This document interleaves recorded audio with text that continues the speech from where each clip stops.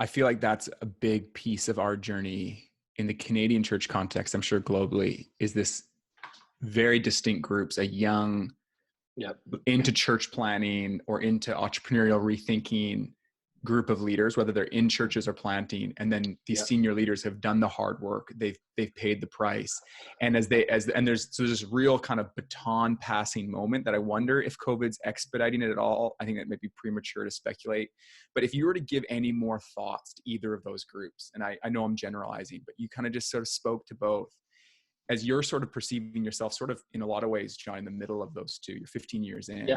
Yeah. Speak to both groups for a little bit, because I know we're wrestling with that transition here. Yeah, I mean, one phrase that has basically been my operating system and paradigm in trying to sort of, I would say, facilitate those relationships. It's a pretty simple phrase, but it's young people want destiny. That's the cry of their heart. They're going after something.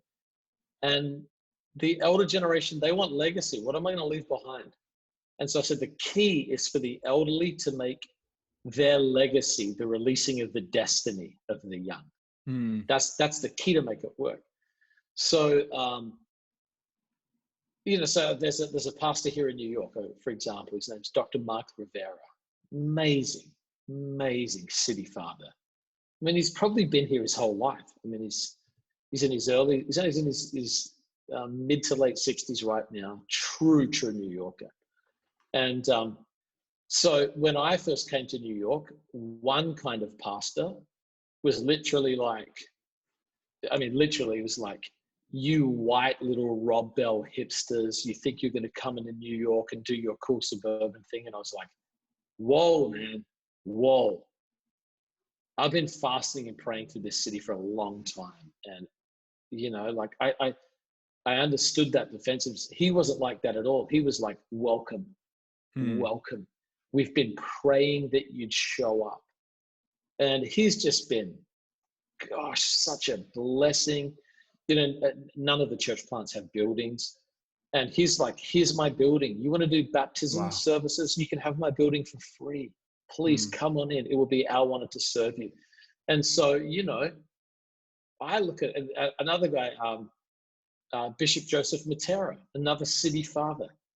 He's been here a long time, and he's just like the same thing. He's one of the prayer leaders, and still is one of the prayer leaders. Amazing gift of intercession. And he's like, thank you for coming, man. Thank you, So I would say to those older folks, don't be defensive. Use the resources you have. Pour into them. One of the things I've always respected is I want my fruit to show up in other people's trees. It doesn't all have to come through my life, man. I want to sow into others, believe in others, and I want to embrace my limitations, that the culture has changed, that I am older, and that I've got to move from being a young warrior and probably not even a king, but I need to move to being a sage and an empowerer. So I would say to those elderly folks, codify into a body of wisdom the things you've learned that are really helpful to pass on. Not just your personal preferences and little tips and tricks, but what's the body of knowledge that you've learned that you can pass on? And then how do you do it in a non-condescending way? And then to the young folks, I would say it's about honor. It's about honor. It's about honor. Most of the things you do as an early church planter, you'd be embarrassed about as a later church planter.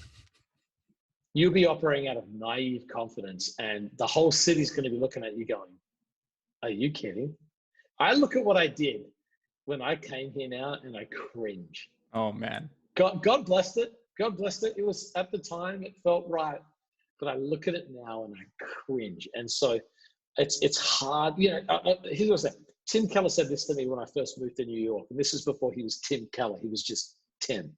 Yeah. And he said to me, there's two keys to making it in New York, John. He said, number one, you've got to feel like you're bringing something to the kingdom ecosystem that does not exist. Otherwise, just give your money to another church already doing what you think should happen.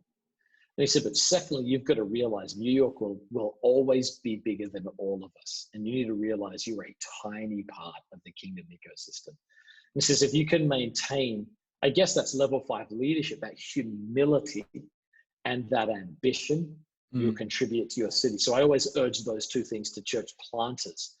What's your unique offering Not like I'm doing this better than you, you guys don't get it, I'm going to show you how, but like, what's your unique kingdom offering? And then how do you partner and realize it's only a small part of things? And so for a lot of church planners, that so many of them are just imitating other leaders. They haven't found their voice and their call. And so it take time to get that and know what you bring to the table in humility. That's probably what I'd say to those two spaces.